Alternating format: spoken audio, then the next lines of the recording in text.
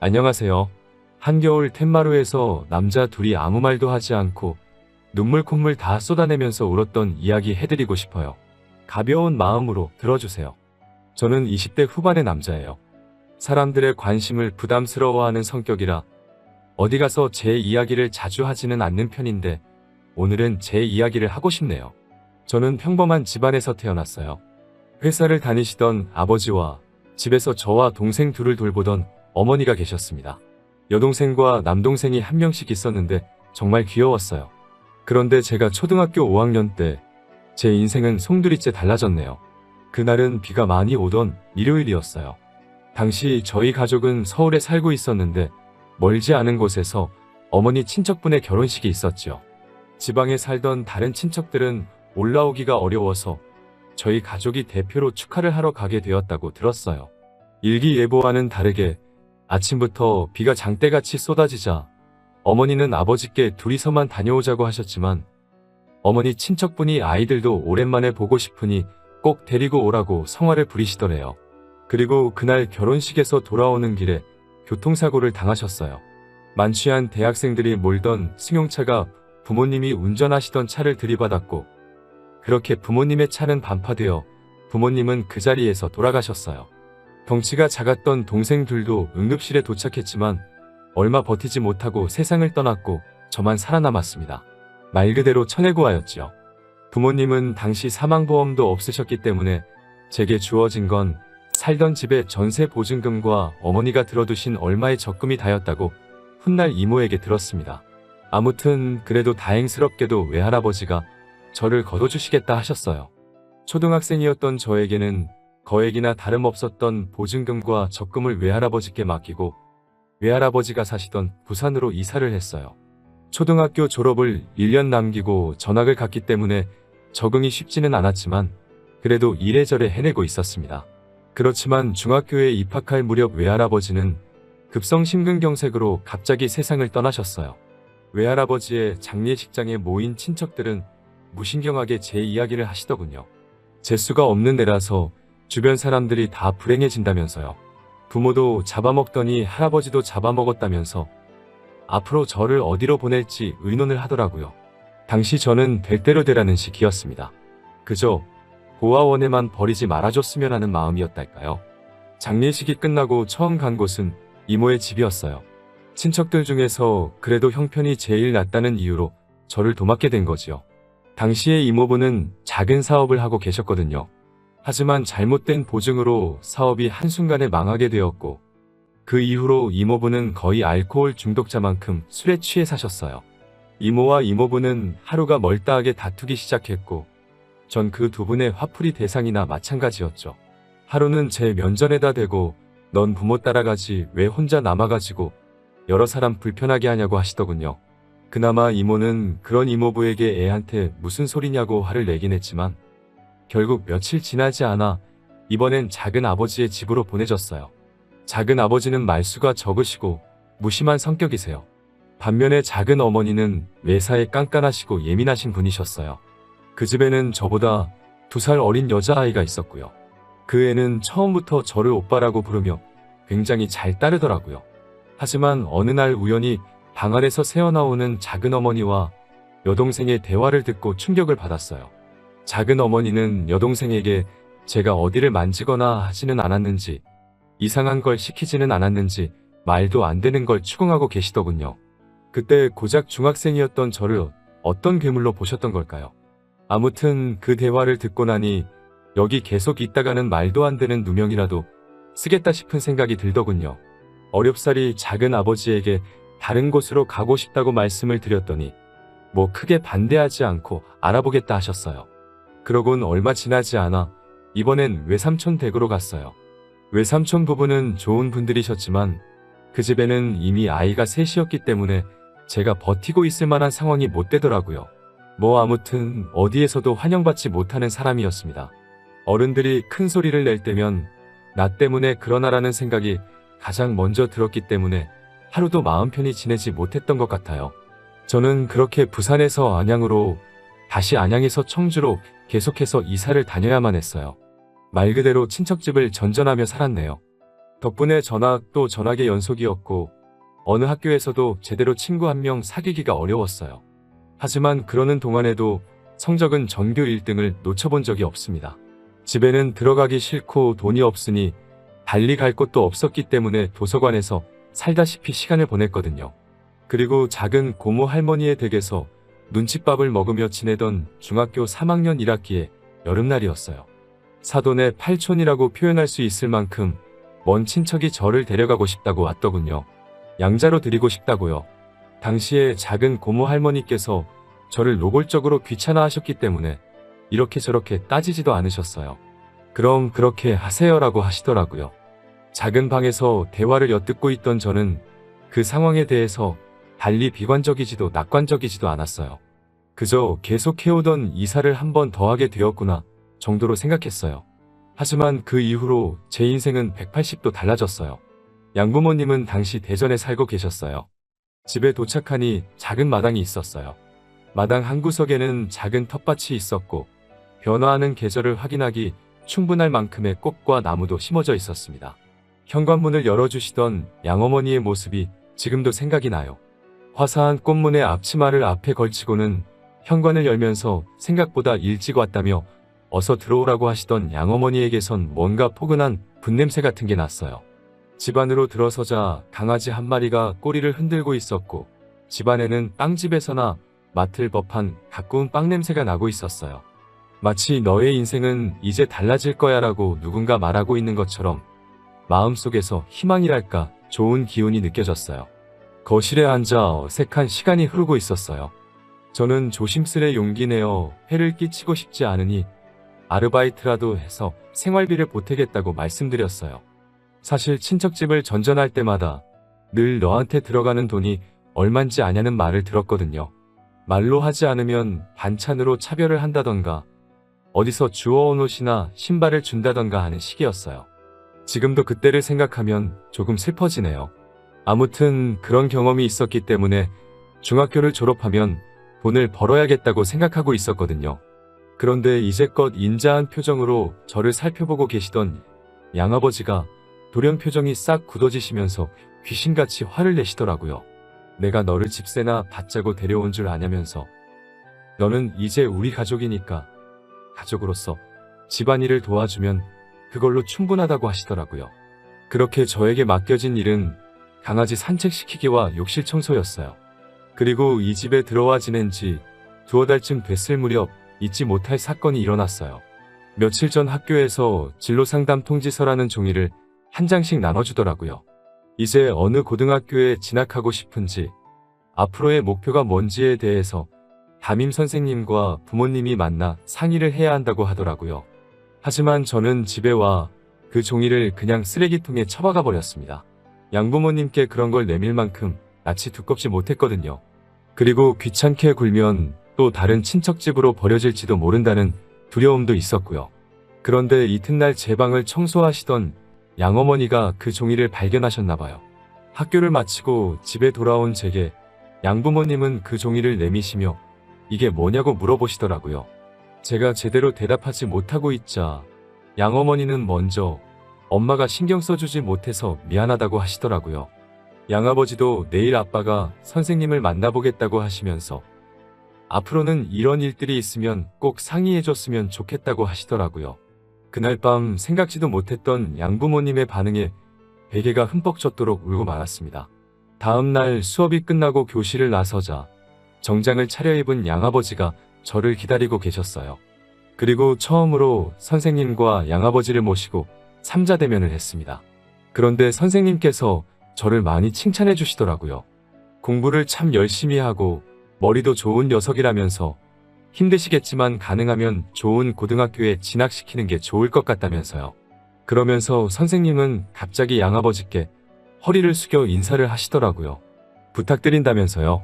고작 저를 2달 가르치셨지만 저의 가능성을 높게 봐주신 거지요. 훗날 말씀하시기를 그렇게 복잡한 환경에서 지내면서도 굴곡 없이 유지하는 성적을 보고 뭐래도 될 녀석이라고 생각하셨다고 하시더라고요. 아무튼 허리까지 숙여 부탁을 하는 선생님께 양아버지 역시 허리를 숙이시며 이렇게 말씀하셨어요. 걱정하지 마세요. 아들이 원하는 한 모든 지원을 아끼지 않을 생각입니다. 라고 하시면서요. 얼마 전까지만 해도 중학교는 무사히 졸업할 수 있을까? 내가 고등학교는 갈 수 있을까? 하루하루 불확실한 미래를 그리며 어쩔 수 없이 살아가고 있었어요. 하지만 선생님과 양아버지의 면담은 제 인생을 송두리째 바꿔놓았습니다. 그 이후로 저는 전보다 더 학업에 매진했습니다. 전에는 도서관을 피난처 삼아 공부를 했다면 이제는 집에서 전폭적인 지원을 받으며 공부를 할 수 있었어요. 양어머니는 다방면에 걸쳐 재주가 좋으신 분이셨는데 특히 음식 솜씨가 뛰어나셨어요. 양어머니는 늘 따뜻한 밥과 국이 준비된 아침 식사를 만들어 주셨고 점심 도시락도 챙겨주셨어요. 늦게까지 공부하는 날에는 야식을 만들어 주시기도 하셨고요. 특히 멸치만 넣고 만든 주먹밥은 지금도 잊을 수가 없네요. 그리고 얼마 뒤 무사히 지역 내 명문으로 소문난 고등학교에 합격했어요. 합격을 확인하자 양부모님은 갑자기 제 곁에서 눈물을 보이셨어요. 중학교 때는 전학 다니기 바빠서 동아리 활동 같은 건 꿈도 꿀 수 없었고 친구 한 명 사귀기도 어려웠는데 고등학교 생활은 정말 재밌더라고요. 다른 남자애들은 어렸을 때 태권도 정도는 한 번쯤 배워봤다고 하지만 저는 운동은 한 번도 배워본 적이 없었기 때문에 검도부 활동을 시작했어요. 사실 가벼운 마음으로 시작한 동아리 활동이었는데 생각과는 달리 단순히 동아리실에 모여 연습만 하는 게 아니라 대회도 나가야 하더군요. 처음 대회에 나가기로 결정된 날 양부모님께 그 사실을 알렸어요. 다음 날 아침에 일어나니 양어머니는 김밥을 만들고 계시고 아버지는 제 이름을 넣은 응원용 소품을 만들고 계신 게 아니겠어요? 저는 제발 그러지 않으셔도 된다고 극구 말렸지만 양부모님은 기어이 따라와 응원을 해주시더라고요. 당시 17살이었는데 양부모님은 큰 소리로 제 이름을 부르며 넌 할 수 있어. 파이팅! 을 멀리서도 들릴 만큼 큰 소리로 외치시니 창피해 죽겠더라고요. 하지만 지금 생각해보면 참 따뜻한 기억이에요. 아무튼 경험의 차이는 어쩔 수 없어서인지 나가는 대회마다 2회전 아니면 3회전에서 지고 말았습니다. 그러다 딱 한 번 제가 작은 대회에서 준우승을 한 적이 있어요. 그날 저녁에 정말 사치스러운 식사를 했습니다. 양아버지는 평소에는 음주를 즐기지 않으시는데 그날은 맥주도 드시고 별거 아닌 일에도 호탕하게 웃으시며 그 모습이 정말 기분 좋아 보이더라고요. 솔직히 별거 아닌 성과라고 생각했는데 저렇게 기뻐해 주시는 양부모님을 보니 저도 뿌듯하더라고요. 나중에 양아버지는 술김에 저에게도 한잔하라고 하셨다가 양어머니께 혼나고 그날의 기억을 떠올리면 입가에 미소가 절로 지어질 만큼 완벽한 시간이었어요. 안정적이고 평화로운 일상의 반복은 빠르게 흘러가더군요. 시간은 무탈하게 흘러 어느덧 고등학교 3학년이 되었어요. 이제 대학을 어디로 진학해야 할지 정해야 할 시기가 된 거죠.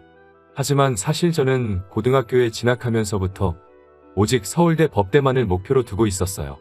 등록금 때문에라도 꼭 국립대를 가고자 했고 기왕 국립대를 간다면 서울대여야 한다고 생각했어요. 양어머니는 사립도 괜찮으니 부담 갖지 말라고 하셨지만 저는 서울대 법대에 무난하게 합격했습니다. 합격을 확인한 후 중학교 3학년 때 저를 믿어주셨던 담임 선생님께 오랜만에 연락을 드렸어요. 서울대 법대에 합격했다고 그때 믿어주셔서 감사하다고 말씀드리니 오열하시더라고요. 왜 내 주변에는 다 나를 미워하는 어른들밖에 없을까 생각하고 세상을 원망하던 무렵 선생님을 만나 제 인생이 달라졌다고 말씀드렸어요. 어디선가 선생님께서 제 사연을 듣게 되신다면 다시 한번 말씀드리고 싶어요. 정말 존경하고 감사드립니다. 대학교는 정말 신세계였어요. 하지만 당시 저는 하루빨리 사법고시를 통과하는 게 목표였기 때문에 한눈 팔 틈이 없었어요. 그런 저를 보면서 양부모님은 그동안 열심히 노력했으니 1학년은 좀 가벼운 마음으로 보내도 괜찮다고 하시더라고요. 공부도 좋지만 노는 것도 중요하다고 말씀하시면서요. 여자친구도 사귀어서 집에 좀 데리고 오라고 하시고요. 그런데 제가 2학년이 되고 얼마 지나지 않아 너무나 슬프고 충격적인 일이 벌어졌습니다. 갑자기 양어머니가 쓰러지신 겁니다. 양어머니의 병명은 위암이었습니다. 평소에도 잦은 소화불량으로 고생하신 건 알고 있었지만 그때마다 대수롭지 않게 여기셨나 봐요. 그런데 얼마 전부터는 구토도 나오고 가슴 통증도 느껴져서 병원을 예약해 두신 상태였다고 해요. 의사 말로는 이미 손쓸 도리가 없을 만큼 진행된 상태라 지켜보는 것 말고는 할 수 있는 일이 없다고 하더군요. 이튿날 눈을 뜨신 양어머니는 저를 보고 제일 먼저 하시는 말씀이 너무 무리해서 공부하지 말라는 거였어요. 곧이어 양어머니는 자기가 왜 이러냐고 양아버지께 물어보셨어요. 양아버지는 양어머니께 병명을 말씀해 주셨고 양어머니는 큰 충격을 받으신 것 같으셨어요. 사실 그때 양아버지와 양어머니의 모습을 어떻게 글로 묘사해야 할지 모르겠어요. 드라마나 영화에서처럼 울며불며 살려달라고 하시는 것도 아니었고 뭐랄까 어떻게 표현해야 할지 모르겠네요. 그때가 오전 11시쯤이라 커튼 사이로 햇살이 들어오고 있었는데 그게 눈부셔서였을까요? 저도 모르게 눈물을 흘렸고 저희 셋은 서로 끌어안고 한참을 있었습니다. 그래도 어떻게든 좀 더 오래 머물러 주실 줄 알았는데 두어 달 뒤 양어머니는 결국 세상을 떠나셨어요. 자는 동안 토사물이 기도를 막아서 천천히 질식사하셨다고 하더라고요. 그때 전 양어머니가 누워 계시던 침대 바로 옆에 있는 소파에서 자고 있었어요. 정말 스스로가 한심하고 멍청하게 느껴져서 견딜 수가 없었어요. 나란 인간은 어떻게 된 모양이라 사람이 옆에서 죽어가는데 잠이나 잘 수 있는 건가라는 생각이 들자 스스로 모멸감이 들더라고요. 가슴이 찢어질 듯 괴롭고 양아버지를 대할 면목이 없었습니다. 곧이어 양어머니의 장례식장에는 친척들이 모였습니다. 모처럼 만난 친척들이었지만 하나도 반가울 것 없는 사이였어요. 그리고 외할아버지가 돌아가셨을 때처럼 또 그들은 무신경하게 제 이야기를 시작하더라고요. 결국 이 집도 저 녀석 때문에 불행해졌다면서요.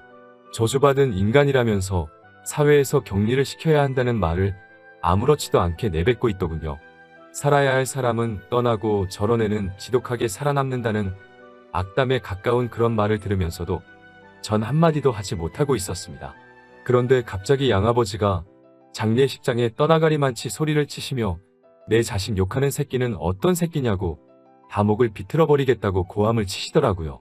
그딴 소리 짓거릴 거면 여기서 당장 꺼지라며 분통을 터뜨리셨어요. 그러자 이내 정막이 찾아왔어요. 양아버지는 제 손을 꼭 쥐시며 화장실 가서 귀를 닦고 오라고 더러운 소리를 들었으니까 씻어내버리라고 하시더라고요. 장례식이 끝나고 며칠 뒤였어요. 양아버지가 마당을 보고 계시더라고요. 양어머니 말고는 마당을 손질하는 사람이 없었기 때문인지 몇 달 새 엉망이 되어 있었어요. 왠지 양아버지의 어깨마저 작아 보이더라고요. 양아버지에게 말을 걸려는 순간 양아버지가 작은 소리로 무언가 말씀하고 계신 걸 알았어요. 잘 들어보니 고생했어라고 말씀하고 계시더라고요. 생전에 양어머니와 양아버지는 정말 다정한 부부셨기에 그 마음이 얼마나 아플지 감히 가늠조차 알 수 없었어요. 저는 양아버지 앞에 무릎을 꿇고 빌었습니다. 옆에서 자면서도 양어머니가 돌아가시는 걸 눈치채지 못해서 정말 죄송하다고 몇 번이고 빌었습니다. 정말 죄송하다고요. 그러자 양아버지가 제 멱살을 잡고 끌어올려 세우면서 나는 너의 뭐냐고 소리를 치시더라고요. 나는 너한테 뭐였냐면서 도대체 왜 사과를 하는 거냐고 울분을 토하시더군요. 저는 숨겨왔던 진심을 용기 내 고백했습니다. 아버지라고요? 양아버지가 아니고 그냥 나의 아버지시라고요. 아버지 죄송합니다. 죄송합니다 아버지. 라고 연신 울어대며 아버지라고 몇 번이고 불러드렸어요. 그러자 그 순간 아버지는 갑자기 눈물을 보이시고 저도 눈물이 흐르기 시작했어요. 둘이서 끌어안고 한참을 그렇게 울었습니다. 아버지는 저에게 다음에는 양어머니에게도 꼭 말해달라고 하시더라고요.